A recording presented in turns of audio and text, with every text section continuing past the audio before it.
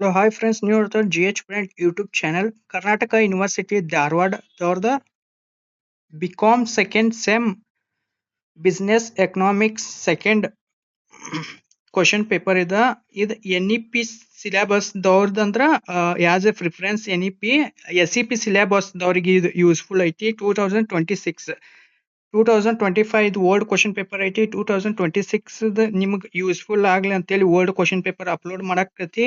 ಇನ್ ಮುಂದೆ ಬರೋ ಕ್ವಶನ್ ಪೇಪರ್ಸ್ಗಳೆಲ್ಲ important question paper model question paper 2026 ಬರ್ತೈತಿ. ಆಸ್ ಎ ರೆಫರೆನ್ಸ್ ಆಗಿ 23/6/2026 ಇದು ಎಕ್ಸಾಮ್ ಐತಿ ಅಂತೇಳಿ ಅನ್ಕೊಂಡೇವಿ. ಫಿಕ್ಸ್ ಆಗಿಲ್ಲ ಎಕ್ಸಾಮ್ ಡೇಟಾ, ಆದ್ರೂ ಇವಾಗಿನ ಅಪ್ಡೇಟ್ ಪ್ರಕಾರ 26/6/2026 ಎಕ್ಸಾಮ್ ಐತಿ.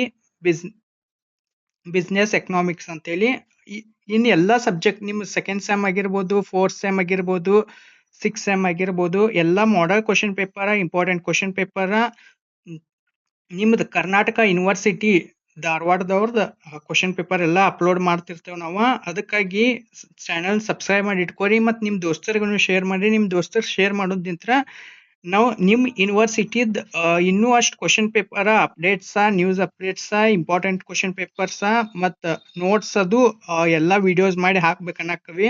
ಅಂದ್ರೆ ಆಲ್ಮೋಸ್ಟ್ ಆಲ್ ನಾ ಈಗ ರಾಣಿ ಚೆನ್ನಮ್ಮ ಯೂನಿವರ್ಸಿಟಿದನ್ನು ಕವರ್ ಮಾಡಾಕ್ತೀನಿ, ನಿಮ್ಮ ಯೂನಿವರ್ಸಿಟಿದನ್ನು ಈಗ ಕವರ್ ಮಾಡಾಕ್ತೀನಿ.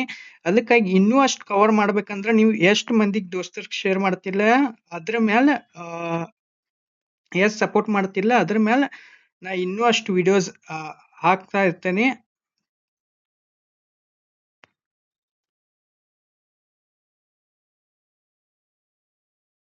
ಇದ್ರದ್ದು ಆನ್ಸರ್ಸ್ ಬೇಕಂದ್ರೆ ನಂಗೆ ಕಮೆಂಟ್ ಮಾಡಿ ತಿಳಿಸ್ರಿ. ಓಕೆ ಫ್ರೆಂಡ್ಸ್, ಮುಂದಿನ ವಿಡಿಯೋನಾಗ ಸಿಗೋರು. ಇದು 80 ಮಾರ್ಕಸಿಂದ ಎದಕ್ಕೆ ಐತಂದ್ರೆ ಇದು SEP ಸಿಲೆಬಸ್ ಐತಿ. ಆಸ್ ಎ ರೆಫರೆನ್ಸ್ ನಾವು NEP ಸಿಲೆಬಸ್ ತಗೊಂಡೇವಿ, ನಿಮಗೆ SEP ಸಿಲೆಬಸ್ ದನ ಬರ್ತೈತಿ.